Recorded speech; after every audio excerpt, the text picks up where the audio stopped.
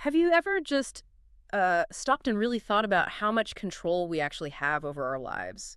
Or, where our reality even comes from? It seems simple on the surface, doesn't it? Right.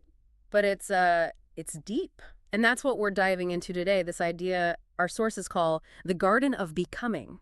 Such a great way to think about it. We're exploring how our thoughts, maybe the ones we don't even pay much attention to, are like these fundamental seeds. Seeds that actually shape our lives, our external world. Exactly. And this isn't just like abstract philosophy. It's meant to be a practical guide, really, to living more intentionally, cultivating the life you want. Okay, so to help us get into this, we've pulled together insights from quite a range of sources. Yeah, a real mix. This deep dive is built from excerpts from 9 de Agosto dia 221, The Garden of Becoming, How Thoughts Take Root and Bloom, and The Magic Garden in Your Mind. And the thinkers behind these. Well, it's quite a list. We've got Leo Tolstoy, Henri Emile, Strategic minds, too, like Robert Greene, Stephen Pressfield. and more contemporary figures, Josh Waitzkin on resilience, Dr. Phil Maffetone on health, even Vince Lombardi.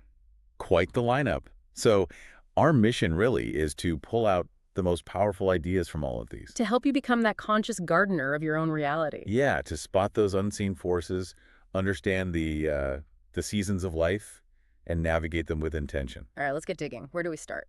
The foundation, I guess. The soil, exactly. And the absolute core idea across everything we looked at is the primacy of thought. Everything starts there. Everything. Your mind, our Mhm. minds. They're like these incredibly fertile gardens. Every single thought is a seed being planted. Tolstoy puts it so directly, doesn't he? Everything begins in thought. And he has that warning. Oh yeah, the part about evil. That most evils aren't from an evil will, Right, but from spreading bad thoughts that people just accept without thinking. which is pretty chilling when you consider it. And Henri Emile gives us that amazing metaphor. The artillery show one. That's the one. Material results are the manifestations of unseen forces. An artillery shell hits you, but it was fired from somewhere unseen at some unknown time. So the thing's happening now. Originated in a thought, maybe way back. The events in your life now are the shells fired by past thoughts, maybe thoughts you weren't even conscious of planting. Wow. That gives you hope because you can plant new thoughts, but it's also, well, a lot of responsibility. It is. Huge responsibility. Tolstoy says, think good thoughts, and your thoughts will be turned into good actions. Simple, but profound. But how do you manage that? Especially those, weedy seeds, the doubts, the I can't do this thoughts. They feel so automatic sometimes. That's the real work, isn't it? It's Yeah. not about having only good thoughts. That's probably impossible. It's about awareness. Catching the weeds. Exactly. Knowing the difference between a seed like, I can learn this, and a weedy one like, I always mess things up. And the sources warn that sometimes the worst weeds aren't the big dramatic ones. Like, I give up.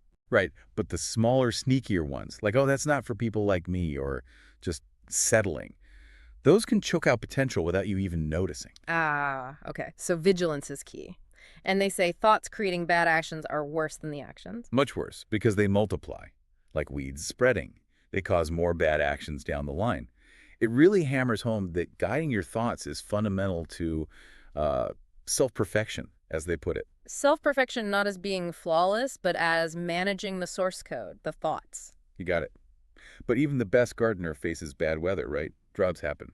Which brings us to the drought. When things just seem to wither despite your best efforts, and maybe that's okay. It has to be part of the process. Even meticulously tended gardens hit rough patches. Stephen Pressfield's story is a perfect example. With his novel 36 Righteous Men. Yeah, he poured himself into it 15 months, 10 drafts. Then his editor, Sean Coyne, Just hated it. Ouch. massive ouch. And Pressfield is brutally honest about it. Did I freak out? Hell yes. Did I lose my shit? Big time. You can feel that. It's that moment where your whole project, your whole garden feels like it's just dead. How do you get from that feeling to seeing it as just a cycle? Well, that's where resilience comes in. One source puts it simply, do not give up. The beginning is always the hardest. So the withering isn't necessarily the end. Often it's dormancy, a necessary winter. It feels like death, but it might be the ground preparing for something new. Maybe something stronger. It forces you to prune, maybe rethink the whole layout. And this ties into that Vince Lombardi quote, doesn't it? Winning isn't everything, but the will to win is everything. Perfectly. The book, in that form, might have died on the vine, but Pressfield's will to create, his drive to plant again, that wasn't gone. The creative impulse survived the drought. Exactly. It's like the life force in the roots waiting for spring. Failure isn't the setback. It's giving up the will to keep gardening. Okay, so we've looked inside the garden. Now let's shift focus a bit outward with this idea of the mirror. Truth being seen, not heard. Yeah, this is fascinating. Robert Greene's concept of the moral effect. He basically says arguing with people is pretty useless. Extremely limited, he calls it.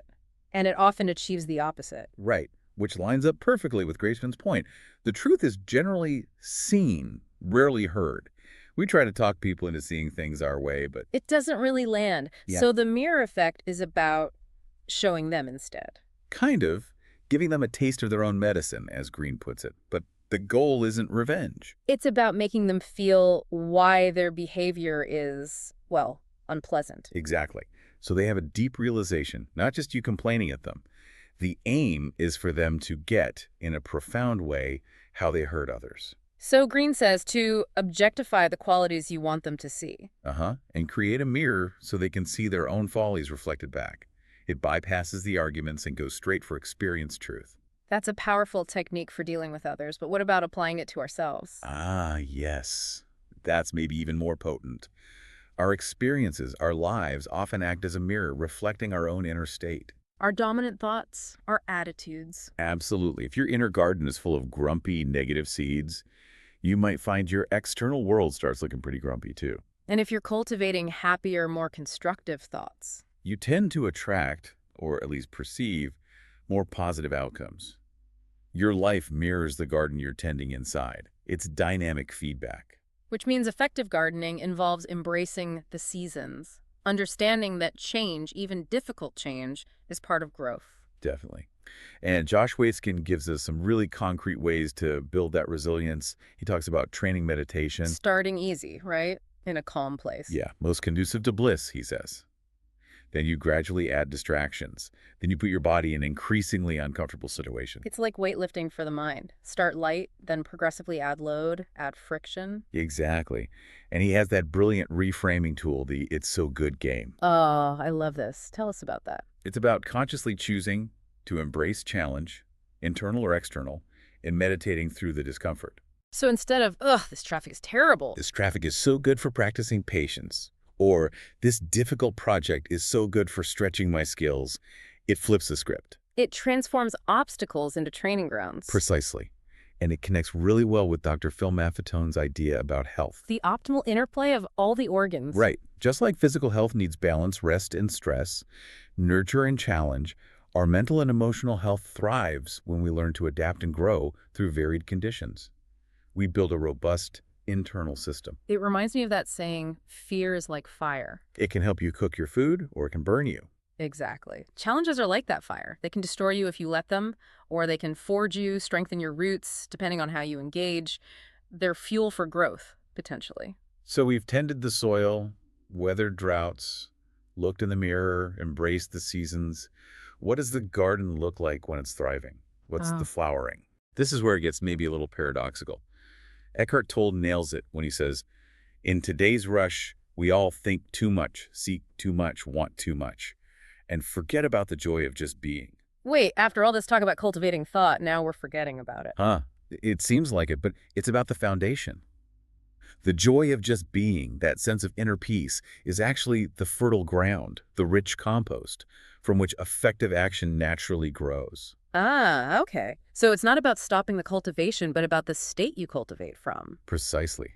When your mind is calm, reflective, embodying that peace and holiness, one source mentions your actions aren't driven by anxiety or striving, they flow more naturally. You're gardening from joy, not fear of a bad harvest. You got it. And it connects to that lovely paradox. Every day there's sad news, but each day itself is glad news. Meaning the present moment itself is okay. It's our thoughts about it that cause trouble. Exactly. The moment just is. Our interpretation, rooted in our mental garden, creates the suffering or the joy. Which brings us back to the idea that we alter our lives for the better when we alter our attitudes. That's the power you gain when the garden is really flourishing. Okay, this is all incredibly insightful. Let's bring it together now. The cultivation, what does this look like day to day? How do we actually tend this garden? It really synthesizes everything we've touched on. It means becoming a conscious, skilled gardener of your inner world, like Dr. Maffetone's idea of interplay for physical health. Psychological health needs cultivating multiple things at once. Right. It's an ecosystem. Okay. So first, relentless conscious thought planting. Seriously practice thinking good thoughts and really internalize that idea. If things go wrong, look first at the thoughts that inspire the actions. Taking deep ownership of the seeds. Absolutely. Then building that resilience, refusing to let bad weather setbacks destroy your capacity to grow again. Holding on to that Lombardi will to win, the will to cultivate. And when it's tough, yeah. And using that mirror. Consistently. For self-reflection. Learning to see clearly, not just argue your point. Examining your own patterns, your own weeds, and adjusting. And truly embracing the cycles, not just enduring them, but embracing them. Training yourself to stay centered through discomfort.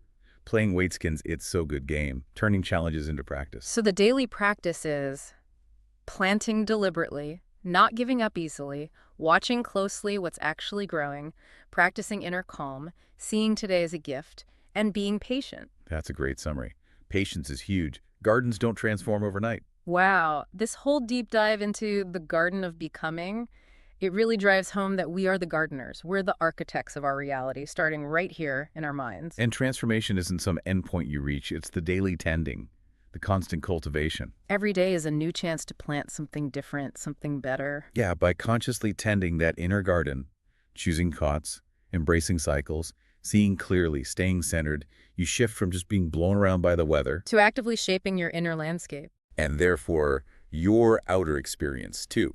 So let's leave everyone with a final thought to chew on. From Luc de Vauvenargues, he observed, our actions are neither as good nor as vicious as our desires. That's a challenging one. It points to that gap, doesn't it? Between what we want to be, our deepest intentions, and what we actually do. So the question for you, listening right now, is how can you consciously work to close that gap? Knowing, as Amiel warned, that the artillery shells fired by yesterday's thoughts will continue to arrive. How do you choose the seeds you plant today? The ones that will bloom into the reality you genuinely want tomorrow. What seeds will you plant in your mind garden today?